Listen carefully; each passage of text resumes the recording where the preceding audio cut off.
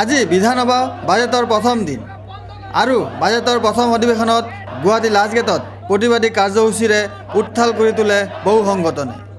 আজি গুৱাহাটী লাজগেটত নিম্ন প্ৰাথমিক বিদ্যালয়ৰ কৰ্মৰত অতিৰিক্ত শিক্ষক সন্থাৰ উপসভাপতিজনে জনায় যে যিখন বিদ্যালয়ত প্ৰধান শিক্ষক সহকাৰী শিক্ষকৰ লগতে দ্বিতীয় সহকাৰী শিক্ষকসকলকো একে নিয়ম অৱলম্বন কৰি নিযুক্তি দিছিল যদিও দ্বিতীয় সহকাৰী শিক্ষকসকলৰ পদবোৰ জটিল আইনৰ বাবে নিয়মীয়া নহল।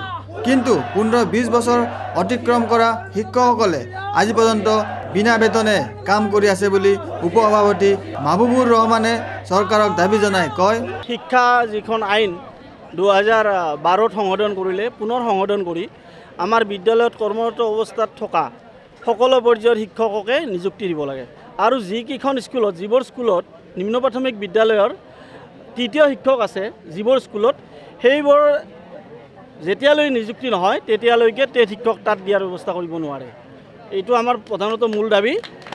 আৰু ধৰক আমাৰ শিক্ষা আইনখনে একেখন SMCয়ে 3জন বা 4জন শিক্ষকৰ ইনস্পেকশ্যন দিলে যিজন অফিচাৰে একেখন SMCয়ে আমাক নিযুক্তি প্ৰদান কৰিলে তেওঁলোকৰ দুজনৰ নিযুক্তি হৈ গ'ল, প্ৰাদেশিকৰণ হৈ গ'ল আৰু আমি এজনে বাদ পৰি থাকিলোঁ।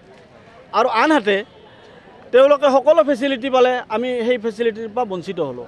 লগতে অসম শিক্ষক কৰ্মচাৰী ঐক্য মঞ্চই 1-1-2006 তাৰিখৰ ভিতৰত স্থাপিত ৰাজ্যখনৰ ৰাজহুৱা খণ্ডৰ প্ৰাথমিকৰ পৰা মহাবিদ্যালয়ৰ পৰ্যায়ৰ লগতে মাদ্ৰাছা আৰু সংস্কৃত টোলসমূহ প্ৰাদেশিকৰণৰ দাবীত আজি লাজগেটত চলিত বাজেট অধিৱেশনতেই প্ৰাদেশিকৰণ কৰিবলৈ দাবী জনায়। সেয়েহে মুখ্যমন্ত্ৰীৰ নিৰ্দেশনাৰ মৰ্মে কোনো সঠিক পদক্ষেপ গ্ৰহণ কৰা নহ'ল বুলি সাধাৰণ সম্পাদক আনোৱাৰ হুছেইন চৌধুৰীয়ে কয়। যোৱা 16 জুন তাৰিখে অসমৰ মাননীয় মুখ্যমন্ত্ৰীৰ লগত অসম শিক্ষক কৰ্মচাৰী ঐক্য মঞ্চৰ এক সৌহাৰ্দ্যপূৰ্ণ আলোচনা হৈছিল আৰু সেই আলোচনাত মাননীয় মুখ্যমন্ত্ৰী মহোদয়ে যি প্ৰতিশ্ৰুতি দিছিল সেই প্ৰতিশ্ৰুতি ৰক্ষা নকৰাৰ প্ৰতিবাদতেই আমি 2 আগষ্টৰ পৰা দিছপুৰ লাজগেটত এই অৱস্থান ধৰ্মঘট কাৰ্যসূচী আমি অবিৰতভাৱে চলাই আছোঁ।